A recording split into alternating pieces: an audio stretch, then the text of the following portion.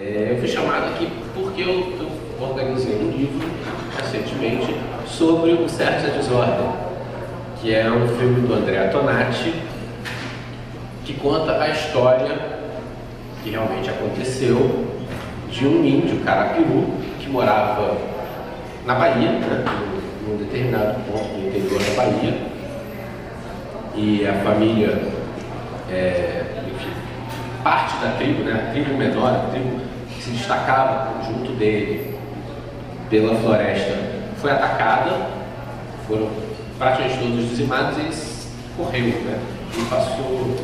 E aí, não, ele era da Bahia e foi parar no Maranhão.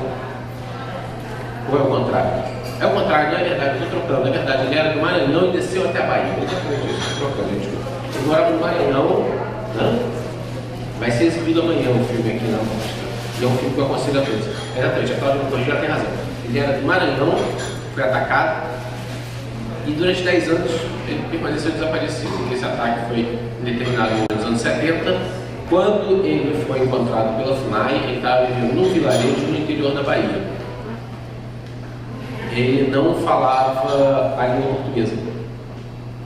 A única expressão que ele dominava da língua portuguesa era tá bom, para dizer quando alguma coisa é agradável. Mais nada ele falava, ele continuava falando no seu dialeto tupi. Quando a FUNAI tirou ele de um vilarejo onde, enfim, ele foi bem recebido. E o filme não trata desses 10 anos que ele ficou desaparecido. Esse é um mistério do filme, né? Ele só trata da relação que ele vai estabelecer quando encontra o pessoal do vilarejo. Depois ele sendo resgatado pela FUNAI, descoberto pelas redes de TV, tem reportagens, etc. E aí, em determinado momento, enfim, ele reencontra um familiar, um momento de grande surpresa, volta para a tribo e aí tem um desfecho surpreendente. E por que eu estou contando um pouco essa história? Além do filme ser maravilhoso, eu estou tentando convencer você a vê-lo, é porque existe uma dúvida com relação a esse filme, que eu acho muito interessante para a gente discutir essa questão da linguagem, do experimentalismo e, sobretudo, do documentário, que é o fato de que o próprio Tonati diz que o filme não é um documentário e dá argumentos bastante consistentes com relação a isso. A história do Carapiru é real, aconteceu, mas não aconteceu como está no filme. Agora, o documentário não retrata exatamente a realidade, nunca retrata, é sempre um discurso sobre a realidade. Mas ele diz que é uma ficção. Inclusive no livro que eu organizei, dá para ver como essa contradição, essa dificuldade de definição fica patente, porque, enfim, conversando com ele, deixando essa definição para mim, eu acho que não é um documentário. Fiz questão de ter a definição lá, uma ficção baseada em fatos reais. Mas aí na ficha catalográfica feita por um funcionário da editora, colocaram aqui um documentário. Quer dizer, no próprio discurso sobre o filme, isso acaba se confundindo, porque um vai dizer que é uma coisa e o outro vai dizer que é outra. E a definição mais antiga que se tem de arte, de certa maneira, é que ela é uma representação dos conceitos e das coisas do mundo. Quer dizer, é algo que se remete ao mundo. A gente pega algo que existe e representa, transforma em símbolo de algo, enfim, daquilo mesmo ou de outra coisa. Faz seu filme, escreve seu livro para que as pessoas conheçam tal evento e a partir de tal evento reflitam sobre uma série de temas. Mas possivelmente, aí voltando à questão do fantasma, existe sempre esse algo além da representação. Existe um ponto em que se representa, mas existe um ponto em que se cria. A ambição do documentarista, talvez a definição possível do documentário, que não seja possível ver filme a filme, mas que seja algo anterior ao próprio filme, seja a vontade do documentarista em se ater a uma certa realidade.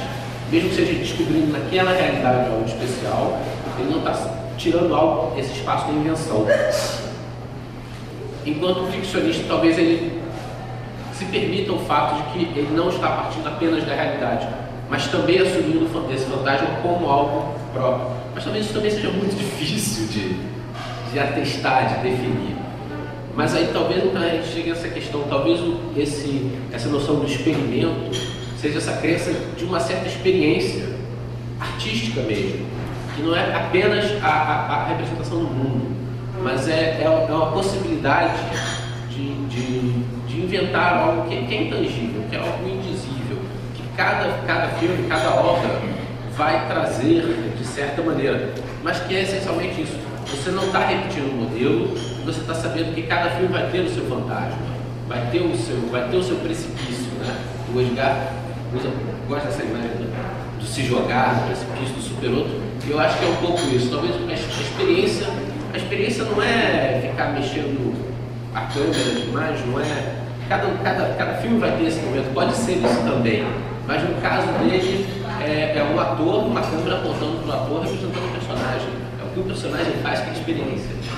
Quer dizer, é ali que se esconde esse fantasma, é o super-outro ser algo além do que a gente está vendo. É uma imagem possível. E não é uma realidade, é uma imaginação. Mas é uma imaginação que parte, claro, obviamente, de um universo que está entranhado no real, né? Enfim, algumas ideias que me passaram mesmo na cabeça, vendo o super-outro, falando de galho, falando dos Serras, tendo visto você realmente, foram algumas das questões que me passaram pela cabeça esses dias. Então, eu também jogo um pouco com questões nessas relações do experimental com a experiência mesmo, com o empírico mesmo, e com essa tentativa de descobrir o ponto que é intangível, de certa maneira, da criação. Tá?